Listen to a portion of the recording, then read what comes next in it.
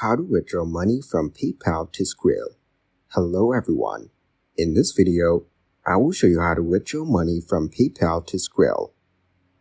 To withdraw money from PayPal to Skrill, you will need an indirect method since PayPal does not directly support transfers to Skrill.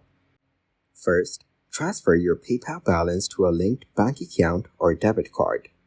To do this on the web, log in to your PayPal account, go to Wallet, and click Transfer Money. Next, select Transfer to your bank and choose between in minutes with a fee or in 1 to 3 days with no fee. Follow the on-screen instructions. On the PayPal app, tap your PayPal balance, then tap Transfer. Now choose Transfer to Bank and select either in minutes or in 1 to 3 days. Tap Transfer Now to complete the process.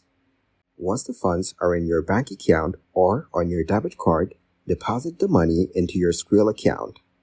Then log in to Skrill, go to Deposit, and choose your bank or card as the funding source.